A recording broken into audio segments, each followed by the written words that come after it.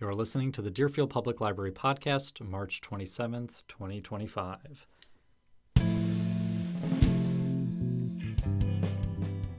Welcome to the Deerfield Public Library Podcast. I'm Dylan Zavagno, Adult Services Coordinator at the library, and today I have the pleasure of sharing a conversation with Dr. Joe Freer, a leading scholar on what many people, myself included, consider one of our greatest living American writers, Thomas Pynchon. I'm currently leading a book discussion series at the library tackling Pynchon's 1973 masterpiece, Gravity's Rainbow, and I found Dr. Freer's work incredibly helpful in understanding this challenging novel and Pynchon's work as a whole. So I thought this would be a great occasion to have a conversation with this important scholar on this important author. Dr. Joe Freer is Senior Lecturer in American and Postcolonial Literature in the Department of English and Creative Writing at the University of Exeter. She is the author of Thomas Pynchon and American Counterculture from Cambridge University Press in 2014. That book considers Thomas Pynchon as a political philosopher. Gravity's Rainbow centers around American Lieutenant Tyrone Slothrop, stationed in England at the end of World War II, but Freer shows how the novel often responds directly to debates in the 60s counterculture, the New Left, the Yippies, Black Panther Party, women's movement, and even the proto-countercultural beat writers who influenced Pynchon are all game for comparison. Dr. Freer is also the editor of the excellent essay collections The New Pynchon Studies from Cambridge in 2019, and co-editor of Thomas Pynchon, Sex and Gender from Georgia University Press 2018. Both are rich for just seeing the incredible variety of ways to consider Pynchon's work. Famously, Gravity's Rainbow won the National Book Award in 1974, and while the judges of the Pulitzer Prize selected it, the Pulitzer Advisory Board said the book was, quote, unreadable, turgid, and obscene, and didn't award a prize that year. I believe books are occasions for all kinds of conversations. Dr. Freer and I talk about bigger considerations of form and content and the value of this anti-authoritarian reading experience for us today. I should note there are a couple what I consider light spoilers in our conversation. In any case, I hope you enjoy.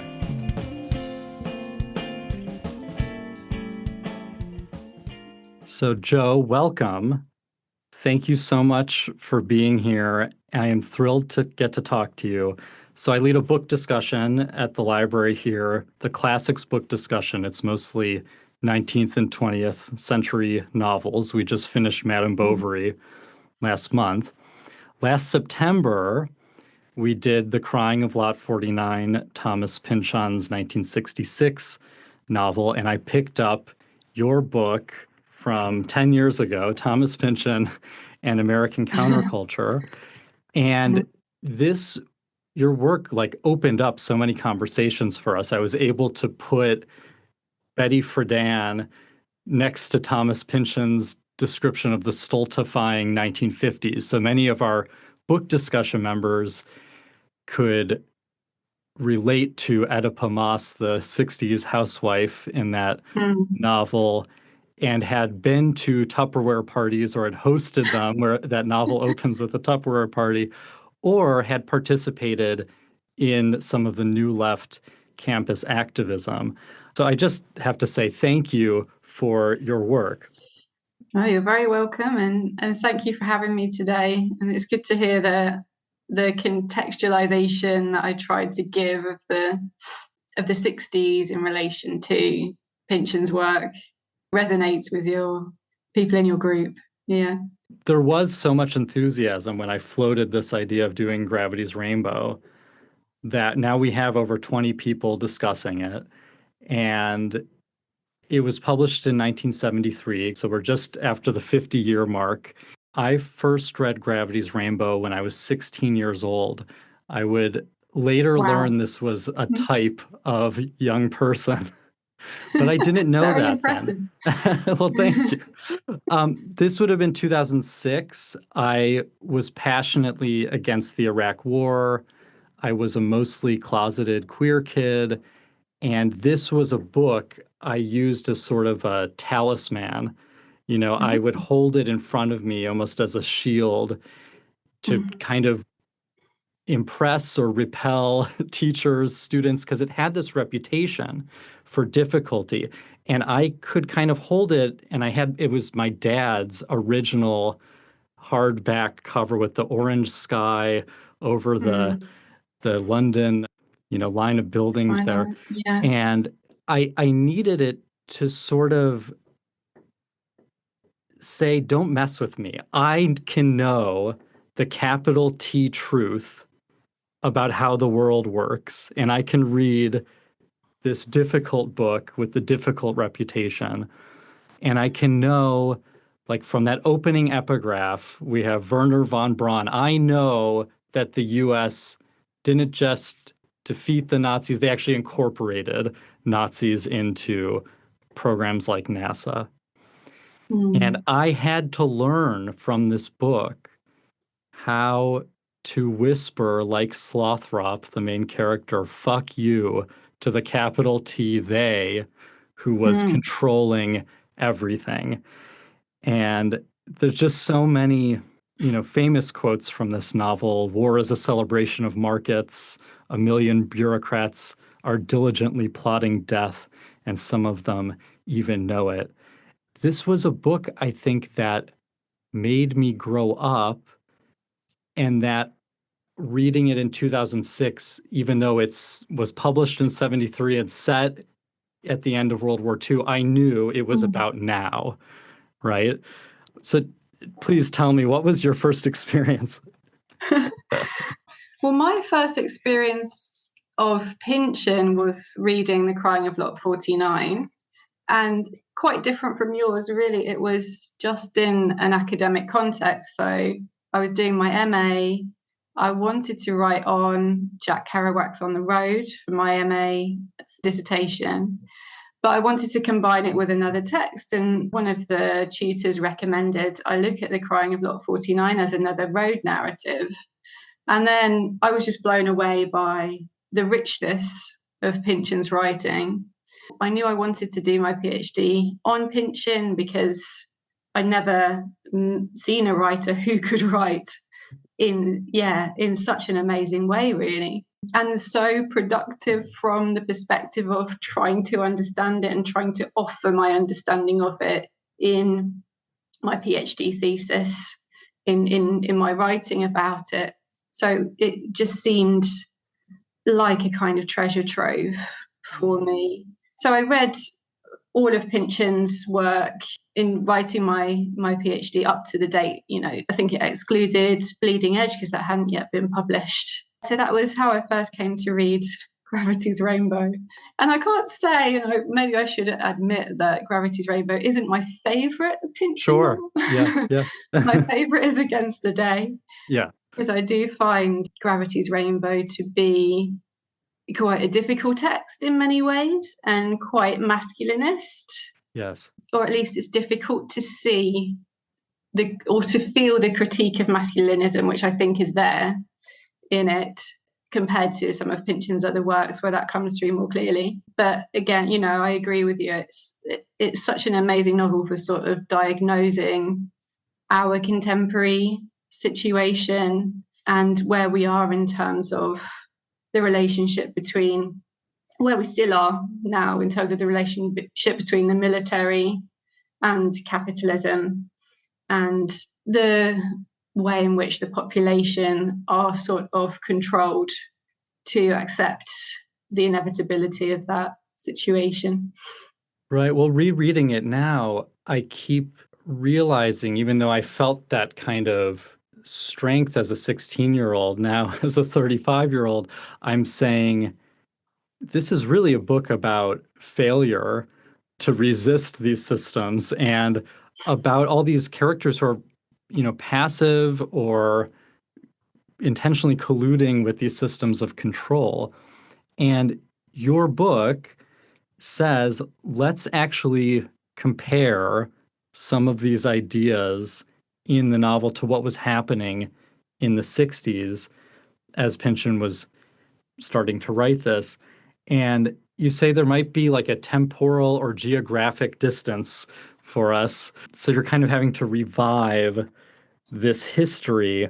I guess I wanted to ask, you make this distinction. A lot of people talk about Pynchon and Gravity's Rainbow, especially as the postmodern text. And you say, I actually am just going to talk about this as countercultural, because I think some of these methods and approaches are just countercultural. Postmodernism was treated as something that was apolitical and ahistorical by a lot of major critics. For instance, Frederick Jameson, Terry Eagleton. That's just not how I see Pynchon's work at all. I think it's deeply political and it's deeply concerned about ethics and morality and action. And I do agree that it's ironic and playful, but I think it has a sincerity in that. So I think ultimately it's deeply sincere, but it expresses its sincerity, political sincerity, in an ironic, playful way. In a way, what I am doing is challenging the original sort of dominant interpretations of postmodernism, which I think people still seem to hold today, these ideas that postmodernism is somehow distanced from reality, somehow unwilling to participate in that, cynically stepping back from the problems of the world. That may be applicable to some postmodern authors, but I just really don't feel that's applicable to Pynchon, even though he's held up as the epitome of postmodernism. It's never been true to me. I have to read you this. I found this memoir, 1974, by Francine Prose, just came out last year, and it's a memoir about her relationship in her early 20s with Tony Russo, who was Anthony Russo. He was at the Rand Corporation with Daniel Ellsberg and helped release the Pentagon Papers. So Ellsberg, it was a mistrial because Nixon went after him, but Tony Russo actually went to prison. So this is page 2 of her memoir. We often talked about books. It turned out that Gravity's Rainbow was one of our favorite novels. It spoke to our belief that history and the forces that shaped it were in every way more sinister than the most evil scenarios we could imagine. In 1974, fans of Thomas Pynchon's dense, confusing 700-page conspiracy novel felt as if we'd found one another, recognized fellow, what? A group of people who distrusted groups. What did we take from the book? There is an order and a plan, but it's not the natural order and it's certainly not God's plan. It's more likely the wicked scheme of Nazi war criminals operating an armaments and pharmaceutical conglomerate manufacturing Zyklon B gas and the V-2 rocket. That wasn't paranoia.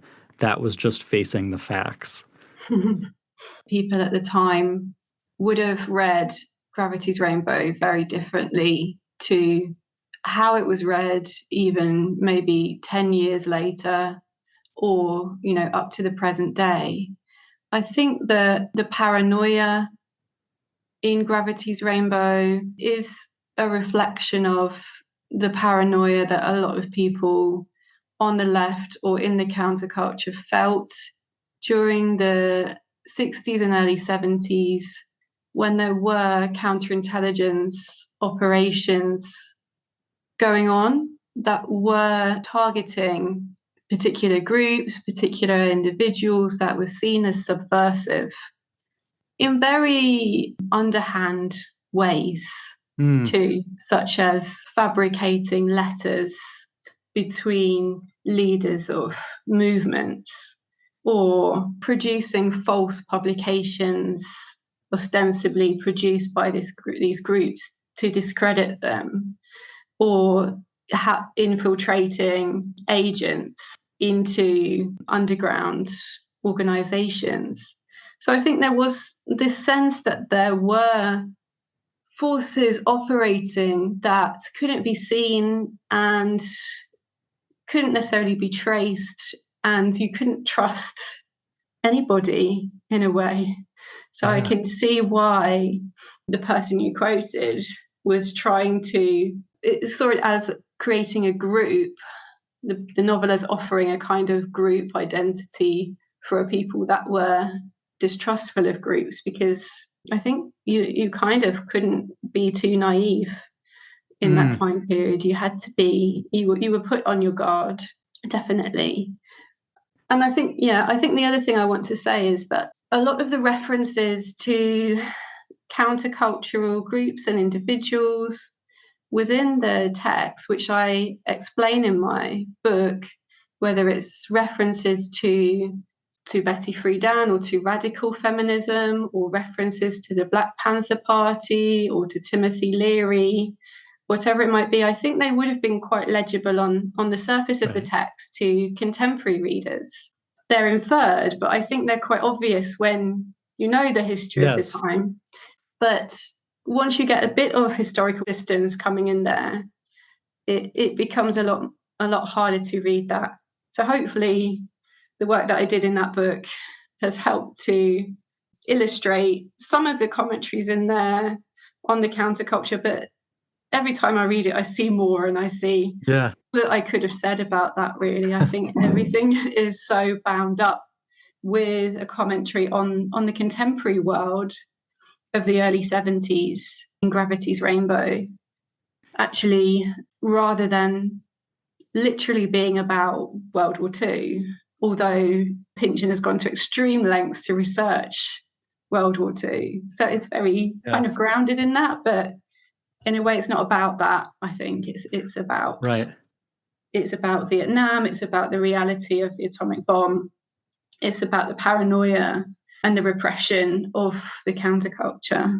Well, the other argument you make in the book that shifts that back into form is talking about Pynchon's prose as being heavily researched and circuitous, with these very planned out long sentences that, if you compare to the Beats, their idea of freedom and escape was automatic writing, right? You would just be Jack Kerouac writing on a scroll and just let it all flow out of you. You say, amazingly to me, you say, well, compare these, just the prose style. There's a politics inherent in that. Yeah, and I think, it was an illusion. It was a kind of myth, the whole idea of spontaneous prose. Of course. Right. but the Beats were prone to self-mythologization. They were seeking escape, really, I think, through speed, in terms of, moving quickly along the road, trying to drive as fast as they could, through taking drugs, through spiritual means as well, trying to transcend, trying to leave the everyday world behind to access some sort of higher truth. And actually that, I think, is a capital T truth. And you mentioned capital T truths at the start, and I think Pynchon isn't interested in or doesn't believe in capital T truths. He believes in a multitude of truths, that the world is constantly changing. There are realities, but they are constantly in flux over time, and you can't ever explain everything through a meta-narrative. So in that way, it's very postmodern. Yes. Well, it's interesting. I just noticed as I was reading and rereading and trying to think through all my ideas here, just on the very first page of Gravity's Rainbow is that idea of escape. All these people are trying to escape the bomb, and it says, is this the way out? And it's almost like that's all of these characters are trying to find this way out. At one point, Slothrop is on leave. He thinks he's free, and he says, free? What's free? Like, there's all this questioning, can you even do this? But we wouldn't care about any of these ideas if the writing wasn't so good. So I wanted to read, just to kind of put in the air some of the prose. And I want to do two things here. So I'm going to read a little bit, because we just had the previous guest on our podcast was the novelist Richard Powers. I found this little thing he wrote for Book Forum in 2005. There was a tribute to Thomas Pynchon. And this is what Richard Powers wrote about the section from Gravity's Rainbow I'm about to read. For 30 years, early each winter, as the newspapers roll out their end-of-year obituaries and take to listing the year's proudest, most achieved disasters, I've read out loud to myself or to anyone who will listen a passage from that book that ruined me for science and made me think of writing as a life. 9 pages, that battery-ringed evensong service set somewhere in Kent, the closest thing I have to a private religious ritual. I do it to remind myself of the size of the made world, of what story might still be when it remembers itself, of the look of our maximum reach outward, of the devastating charge of words. I do it to remind myself of our only real medium of exchange. So I'm just going to read one page from this beautiful section, and then I'll ask you how we make sense of this, maybe. Okay. And by the way, when I was really thinking, do I actually try to teach this novel, and I was paging through, I happened to open to this page, and I read it, and I said, this is the most beautiful thing I've ever read. I have to do it. It is beautiful, yeah. Come then, leave your war a while, paper or iron war, petrol or flesh. Come in with your love, your fear of losing, your exhaustion with it. All day it's been at you, coercing, jiving, claiming your belief in so much that isn't true. Is that who you are? That vaguely criminal face on your ID card? Its soul snatched by the government camera as the guillotine shutter fell? Or maybe just left behind with your heart at the stage door canteen, where they're counting the night's take, the NAFI girls, the girls named Eileen, carefully sorting into refrigerated compartments the rubbery maroon organs with their yellow garnishes of fat. Oh, Linda, come here, feel this one. Put your finger down in the ventricle here. Isn't it swoony? It's still going. Everybody you don't suspect is in on this. Everybody but you. The chaplain, the doctor, your mother hoping to hang that gold star, the vapid soprano last night on the home service program. Let's not forget Mr. Noel Coward, so stylish and cute about death and the afterlife, packing them into the Duchess for the 4th year running, the lads in Hollywood telling us how grand it all is over here, how much fun, Walt Disney causing Dumbo the elephant to clutch to that feather like how many carcasses under the snow tonight, among the white painted tanks, how many hands each frozen around a miraculous medal, lucky piece of worn bone, $50 with the grinning sun peering up under Liberty's wispy gown, clutching, dumb, when the 88 fell. What do you think? It's a children's story? There aren't any. The children are away dreaming, but the empire has no place for dreams, and it's adults only in here tonight, here in this refuge with the lamps burning deep in pre-Cambrian exhalation, savory as food cooking, heavy as soot. And 60 miles up the rockets hanging, the measureless instant over the black North Sea before the fall, even faster to orange heat, Christmas star in helpless plunge to earth. Lower in the sky, the flying bombs are out too, roaring like the adversary, seeking whom they may devour. It's a long walk home tonight. Listen to this mock angel singing. Let your communion be at least in listening. Even if they are not spokesmen for your exact hopes, your exact darkest terror, listen. There must have been evensong. here long before the news of Christ. Surely, for as long as there have been nights bad as this one, something to raise the possibility of another night that could actually, with love and cockrows, light the path home, banish the adversary, destroy the boundaries between our lands, our bodies, our stories, all false about who we are, for the one night, leaving only the clear way home. Now, that's not even the end of that sentence, but I'll stop there. So, Joe, tell us, just as a teacher, how do I make sense of this? I start to hear all these echoes of things that I now know from other places in the novel. I hear bone, I hear mock angel, and think of Rilke's angels. But these are references you would only get by reading the novel several times. Yeah. I think, fortunately, to fully appreciate the text, which you will never, it's a job you will never complete, really. But to get towards the full appreciation of this text, you do need to read it more than once. But on a first reading, you can still catch a lot of the resonances between these themes and these motifs that run across the whole text. In that passage, you've already picked out a couple, but there are the references to film as well as the rocket, massive themes in the text.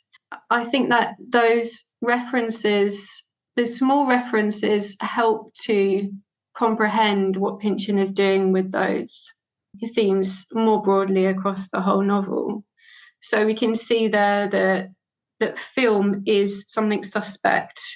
Yeah, the idea of Dumbo clutching the white feather is something we should question. It's a construct. Somehow the inference is that it's dangerous. And that can help us understand the whole commentary about Gerhard von Goll's films and pornography, and the way that the whole novel is structured as a film with these perforations between sections. And yes, that looks like sprockets, right? Yes. Yeah, at the end, we sort of realize that we, the readership, have been sitting in a movie theater the whole time. And we are put back into awareness of that just in the very final scene. So in a way, it's a novel that is performing as a film. I think there we can feel, in that scene that you quoted, we can feel another resonance between the idea that there can be kinds of communion between people that are, if not productive, then at least providing some kind of solace. Yeah. And we feel that again at the end of the novel, where Pynchon says, or the narrator says, there is time to touch the hand of the person next to you, even though you're about to be destroyed. Right. There's time for a moment of sort of togetherness. The rocket is always hanging above us in this text anyway. It's not a hopeful text, but we do see that there are moments of reprieve. Right. Least. Yeah, and the evensong in the church in the Kent countryside is offering a sort of beacon of some kind of reprieve from the horror of the experience of war. So I think this is where I want to ask you about, as you said, the kind of masculinist tendencies of this text, because I think, as a 16-year-old, I was not as fazed as I am now thinking about teaching this, just how pornographic some of the scenes are. And I think there's many ways to talk about, them being intentionally controlled, right? The man is always in your head somewhere. There's a lot of characters who worry, am I actually being set up with this partner? And Pynchon is making us as readers kind of complicit in these mindless pleasures, which was the apparent original title of this novel. But there is still something for you that you call a rare but significant flaw, right, in Pynchon's depictions of women, maybe particularly in this book. Yeah, I mean, I do think this book can be very hard to read, not necessarily just for women.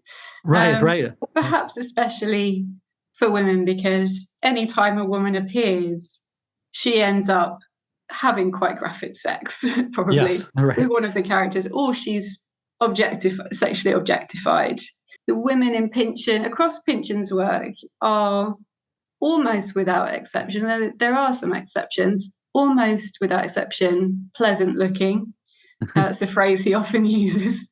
And portrayed sometimes in quite degrading or masochistic sexual positions, and enjoying that. So it's very troubling when you read Pynchon trying to think, why is he presenting me again and again with this kind of representation of women and of sexual relations generally, especially heterosexual relationships, which are operating on what feels like an unwholesome power dynamic. Yeah. And I think it's because he's offering a critique of pornography, but he wants to do that without adopting a position which would suggest that he's himself exempt from the appeal of that. Sure. So, yeah.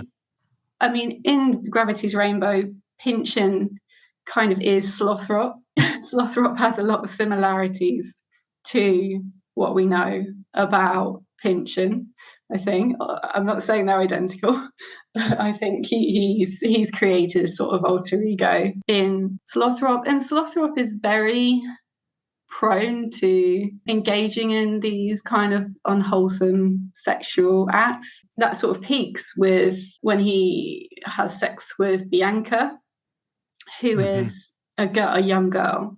Right. But yeah, so I think Pynchon doesn't want to suggest that he's immune to the way society conditions people to react sexually to certain triggers and certain images.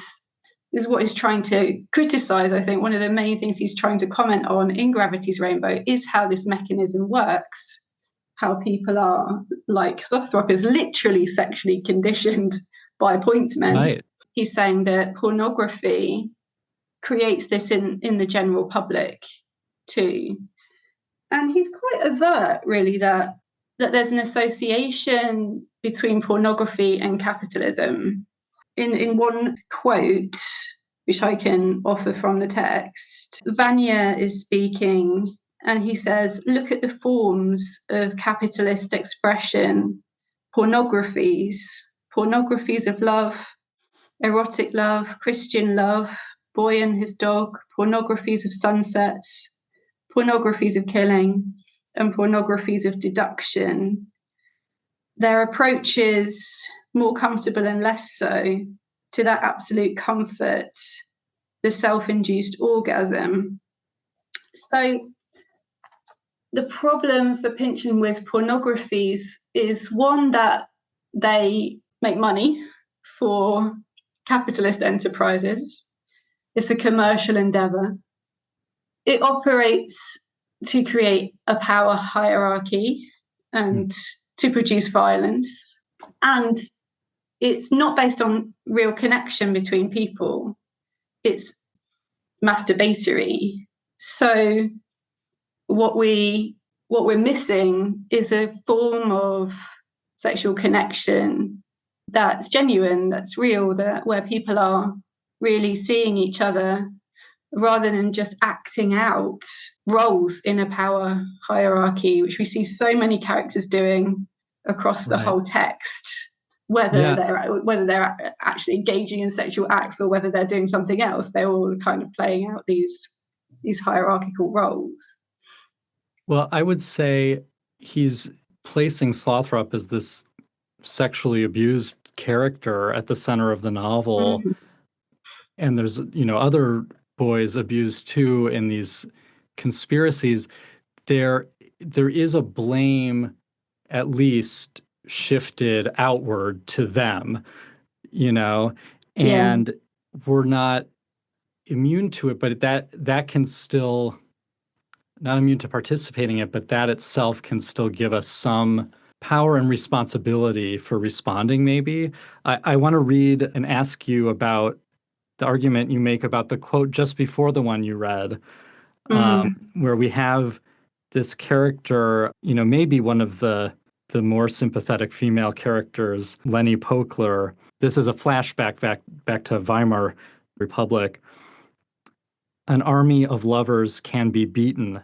These things appear on the walls of the red districts in the course of the night. Nobody can track down author or painter for any of them, leading you to suspect they're one and the same, enough to make you believe in a folk consciousness. They are not slogans so much as texts, revealed in order to be thought about, expanded on, translated into action by the people. Can you tell us about this graffiti, An Army of Lovers Can Be Beaten? You spend some amazing pages discussing this. An army of lovers can be beaten is a phrase that was used in a different formulation as an army of lovers cannot be beaten in the gay liberation movement in the US. So it's clearly a reference to this phrase from within the counterculture. Well, and as you point out, all these other ideas of love that were in there, all you need is love, peace and love, make love, not war, are all kind of embedded in that too, right? Yeah. So I suppose the question is, why does Pynchon change it from an army of lovers cannot be beaten to an army of lovers can be beaten? I think he's interested in the question of that relationship between love and the idea of an army and the violence that might imply. So we've already been discussing how love can be, in a certain kind of love, can be channeled and twisted to destructive ends by the powers that be. We see more kind of positive examples of love where there seems to be more of a connection between people in the text, like the relationship between Roger and Jessica, although that doesn't end particularly well. But that's a kind of withdrawal. Right. Too. Yeah, they're in love, fuck the war, it says. But it is, you say again, you think it's going to be an escape, a way out, but then he kind of corners you again. There is no way out.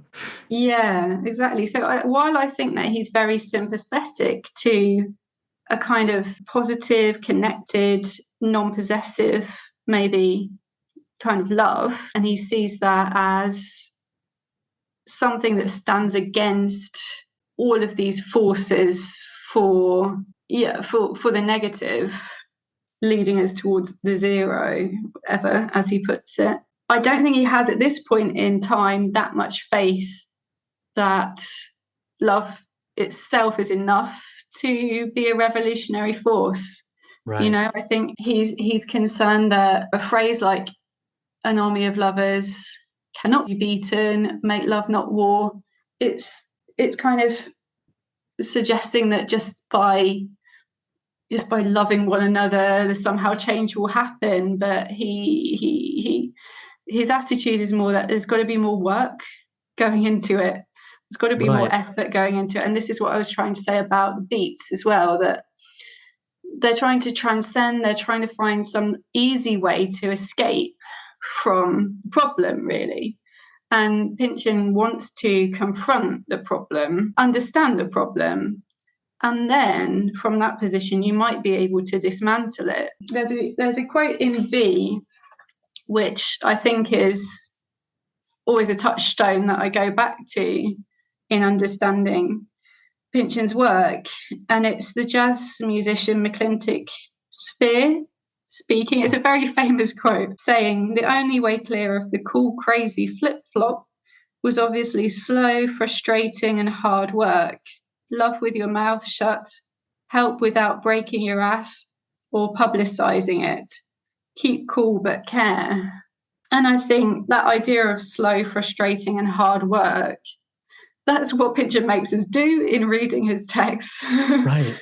And also, if we take it to the next level of actually researching some of the things that he alludes to in the text, there's so many references to historical events, people, things that we could find out about, and we're kind of encouraged to find out about. If we do also that slow, frustrating and hard work, we're then getting to the point where we really understand what's going on, at least to the extent that that's possible. And that then means that we can start to be able to help. Yeah. Right. I think they're just saying we should be trying to help. There is a possibility to do something, like he's doing something by writing these books. Yeah. Right. Without publicizing himself. Yes. Yeah. Yes, revealed in order to be thought about, expanded on, translated into action. And I found another quote that also just continues what you're saying about throwing it back onto us as readers. That's where the political responsibility is. This is in Slothrop's head here. Did they, capital T, they, choose him because of all those word-smitten Puritans dangling off of Slothrop's family tree? Were they trying to seduce his brain now, his reading eye too? And we're just constantly having to have that like metafictional conversation with our own brains as we're reading. And that openness, you also relate to, like Lenny Pokler, like loves Rosa Luxemburg, right? She thinks maybe Rosa Luxemburg could be put up as president in Germany. That's her fantasy. Yeah, I think on the question of the metafictional quality of the novel, the fact that you can't really be immersed into this text as well is something that makes it another thing that makes it metafictional, as well as the overt references to reading and the dangers of belief, too easy belief in what you read. The fact that you need to construct meaning carefully also puts you on guard as a reader, that something's expected of you. You have to be an active reader. He's not going to tell you what to make of this text. It's not didactic. You have to construct some kind of meaning from it. That's part of its anti-authoritarianism. Yeah. And the other argument you make in the book that I wanted to ask you about was making this connection to the Black Panther Party. And there is this idea that connects with what I was saying earlier about Rosa Luxemburg. You point out, like, she was very critical of Marx for this idea of dialectical materialism. She says, we don't know that this is obviously going to happen, that capitalism will reach its end and communism will come. We have to do the work, as we're saying, do the work as readers. And then you make this connection to the Black Panther Party and the Schwartz Commando group, this group of African Herero people who were subject to genocide by the Germans and then brought over to Germany and are kind of, reacting against their oppressors, but also taking on. That's part of what is the pathos of these characters, right? That they're taking on some of that. They're, again, complicit in these systems of control and domination. Yeah, that they have been corrupted largely by white Western society that they've become a part of. Yeah, so I argued in my book, Thomas Pynchon and American Counterculture, that the Schwartz Commando are analogous to the Black Panther Party in the text, and that Pynchon is offering a commentary on the Black Panthers through that.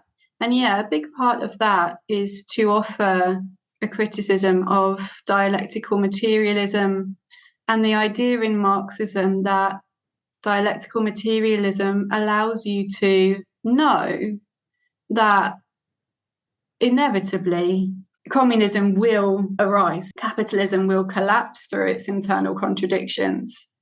and then we'll see a communist society. For Pynchon, that is problematic in various ways, maybe mainly because it's demotivating.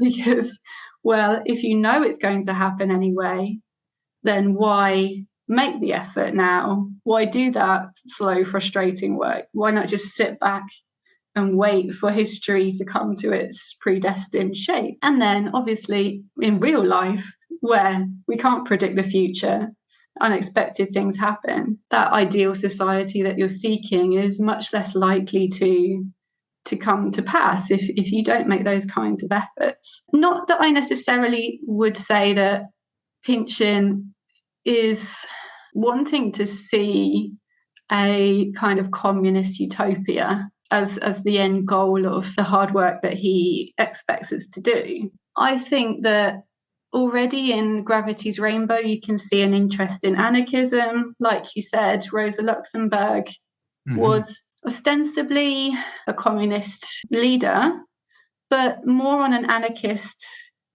model, yeah? And I think more and more across Pynchon's work, perhaps especially in Against the Day, you see anarchism becoming not just a bigger overt theme in the text, but also you can understand the way that he structures his text through an understanding of anarchism, and the way that anarchism is distinct from Marxism in the way I'm conceptualizing here, because Marxism tends to not question the idea of a centralized bureaucracy. It's a centralized system that seeks to be more fair, more egalitarian in replacing the centralized systems of capitalism, whereas anarchism is seeking to replace centralization with decentralization.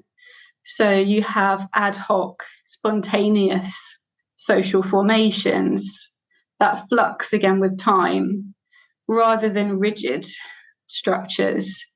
And I think you can see Pynchon's texts with their complexity increasingly, especially in Against the Day, as offering this kind of network, horizontal structure that, for me, resonates with the kind of anarchism that Pynchon is interested in. I think if anyone's interested in looking into this kind of anarchism, I think it's best theorized by David Graeber in books like Debt, the First 5,000 Years, where he talks about it as communalism, or Fragments of an Anarchist Anthropology, or he's got a short essay online called Are You an Anarchist? The Answer May Surprise You, which is easily accessible. And yeah, it's like a non-revolutionary gradualist perspective as well on politics, which is another thing that sets it apart from Marxism.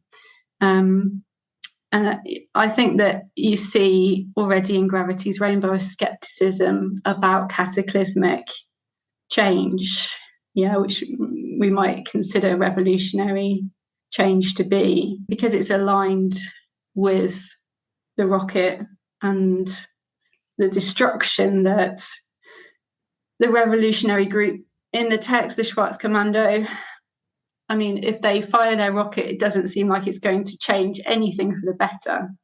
It's just mirroring the self-destruction of the firing of the Schwarzgerät, yeah? It's not just that we're responsible to do the hard work, but what makes Pynchon a writer, a novelist, is that he wants us to be moved by the attempt to know everything. I mean, I'm thinking of Byron the Bulb, this wonderful little section near the end of the novel, this everlasting bulb that in his lastingness fights against the cartel of light bulb manufacturers that's going to do planned obsolescence and make all the light bulbs burn out so you have to buy more.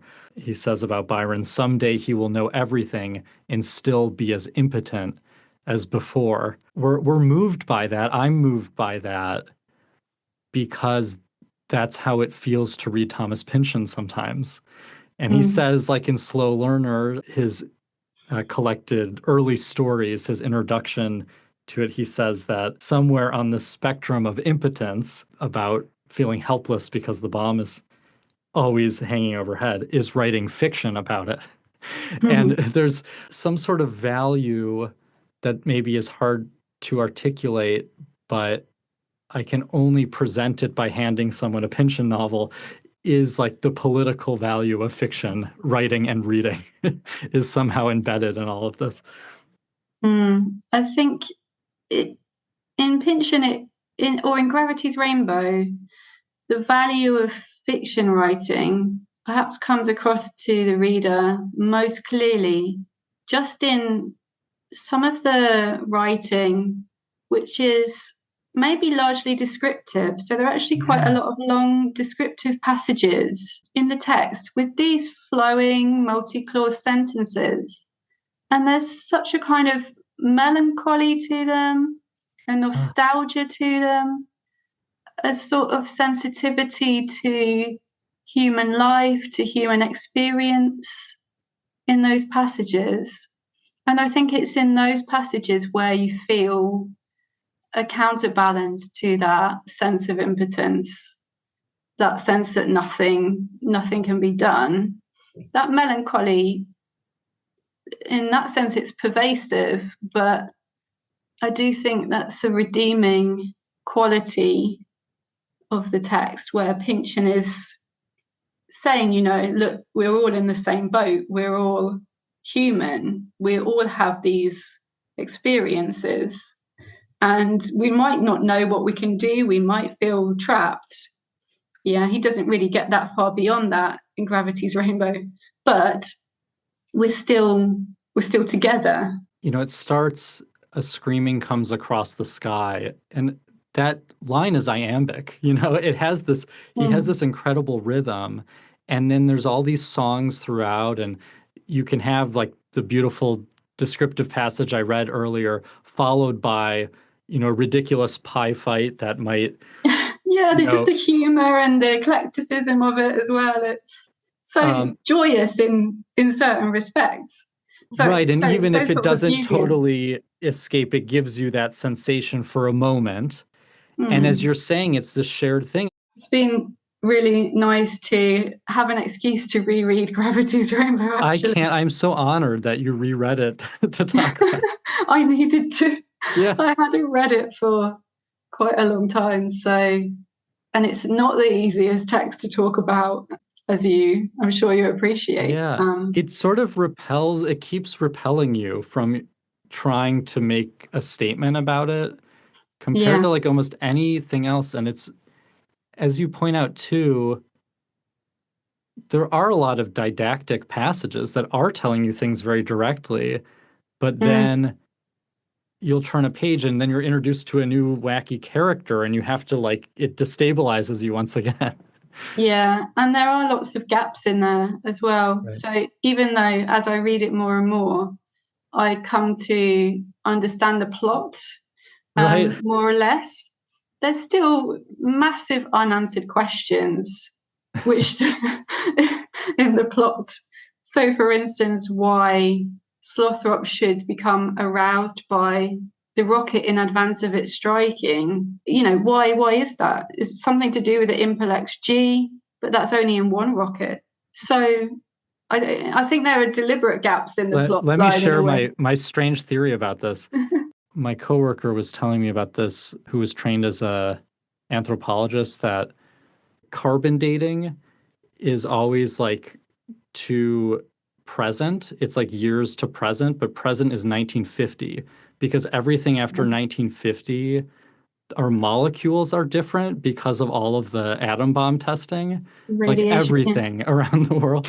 And that I think part of Gravity's Rainbow is trying to figure out what was that shift that happened in World War II on a cultural, societal, or even physical level.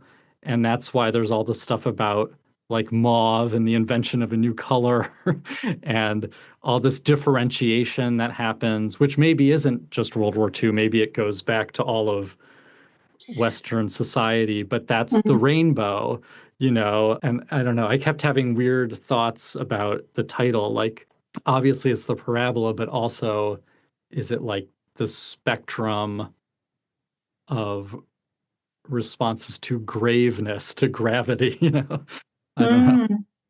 Yeah. What I would say, I suppose, is that a lot of Pynchon's novels concern themselves with historical moments where there was a fork in the road, humanity went down one fork in that road, and we sort of left wondering, or asked to wonder, well, what would have happened if we'd gone the other way? So with Mason and Dixon, obviously we have the treatment of the indigenous people in America, the colonization of America as a key historical moment, the marking of the Mason-Dixon line with the historical repercussions of that. And we have in Bleeding Edge, 9/11. And I think that the Second World War is another very pivotal moment, as you say, for Pynchon. It seems to be the moment that produces a certain voracious form of capitalism, what we might understand as the military-industrial complex. It's the moment which inaugurates the global corporation in its all-powerful state. Well, and that connects in Gravity's Rainbow too to the ancestry of Slothrop, going back to this William Slothrop character who writes an essay that very similar to Thomas Pynchon's own ancestor that tries to say, there was this moment, maybe what would have happened if we didn't take the fork in the road of excluding people, but rather included all the preterite in this new world of America. I mean, they're almost exactly the same William Pynchon and William Slothrop's ideas. Yeah. Exactly, and that idea obviously resonated through Pynchon's work again and again and again. The idea that there are alternatives to history that relates to what we were saying before about dialectical materialism and predicting the future. You can't predict because there are all these forks in the path, and there's no reason, according to Pynchon, necessarily why we couldn't take the other route. Yeah, so I think he has maybe a slightly quantum physics-y based idea. Right. Of, just the fact that random. His ancestor, William Pynchon's book was the first banned book in America. And of course, Gravity's Rainbow is perennially banned at different points. So is there anything else that you would like to say to our listeners? Or and the other question I had for you was just how your views on Thomas Pynchon and his depictions of women have changed. You have an essay in the New Pynchon Studies that kind of reforms a little bit the argument you made in your earlier book. Originally, as I've said, I found Pynchon's representations of women to be quite problematic, even though I can see that there's a critique of, I suppose, what we now call toxic masculinity going on. Right. I think there's something uneasy about the way that Pynchon is replicating that in critiquing it, and the way that because we never quite know where he is in a text, where he is as an author, it's difficult to come to the firm conclusion that how we are meant to take this. Is this something we're meant to even enjoy? I don't know. Or are we meant to critique it? Because he leaves it so open without guidance on when we see apparent misogyny. It is very troubling. But basically, in my more recent article, Pynchon, Gender and Relational Ethics, I looked across Pynchon's writing from V to Against the Day. And what I was focusing on was, well, what happens when you look at it in terms of the relationships between men and women, rather than just looking at the representations of women on their own. And when you look at that, you realize that men are very unflatteringly portrayed in how they treat women. And that's true across Pynchon's oeuvre. But what you see with the women, if you look in that longitudinal way, is that they are given more and more agency. So I do think Pynchon becomes a more hopeful writer as he gets older. And one way in which that manifests itself is that it feels like for women, there are more ways in which they can live differently. They can live in a way which does not entail their oppression. Well, and I would say the other thing that's just been incredibly helpful for me is reading Thomas Pynchon's Sex and Gender, which you were one of the editors on, to see the variety of responses and ways that we can kind of interpret these representations. Yeah, I mean, we tried to offer something fresh with that volume that got away from the perennial question of, is Pynchon a misogynist, basically, and just look at various different aspects of how he represents gender or gender relations or sex or sexuality or the family. And yeah, I think there's a huge diversity in the interpretations that people offer in that collection. It does demonstrate the richness of Pynchon's writing when it comes to these kinds of questions. It's not perhaps as one-sided as I've perhaps given the impression. It's an incredible book, as are all of the contributions you've given us. So I just want to say thank you so much for helping our book discussion, and any listener. I know there's many Pynchon fans out there who might find this online. Thank you. This has just been incredible to talk to you. That's okay. You're very welcome. And I think anybody who is setting out to read Gravity's Rainbow should just feel proud of themselves that they're taking on this challenge. And don't worry if you don't understand what's going on. As long as you can enjoy the prose, then just keep going. And try and enjoy the process of reading it rather than looking for an understanding that will, allow you to see the text as closed, as finished, because Pynchon's deliberately writing against that. Yeah, he doesn't want you to put the book down having understood it and then forget about it. Yeah, he wants to keep you in the loop of that, constantly trying to figure it out, which is in itself productive, right? Kind of mental work. Yeah. I wanted to ask you about your current work in Pynchon studies or with other American writers, because there are so many things happening in our nation's fiction that we need ways of talking about. So what are you working on now? Well, currently I'm working on a project which I'm titling at the moment Anarchist Fictions. And the idea is that a lot of writers in the 70s who had been associated with counterculture in the 60s and early 70s are writing in ways that I felt were quite similar. So if we think about Pynchon, Kathy Acker, Ishmael Reed, Tony K. Bambara, Gerald Viziner, writers of different ethnicities as well, and who connected with counterculture in very different ways, they are all adopting this experimental prose form, like we see in Gravity's Rainbow, which I want to argue reflects those anarchist principles I was talking about earlier. Basically, it's about decentralized, horizontal forms, flexible forms of social organization, and that the organization of the text is like that, and also in the content of the texts, there's kind of commentary towards that kind of social organization as a solution, whether it's actually referenced as such or not. So I'm hoping to kind of map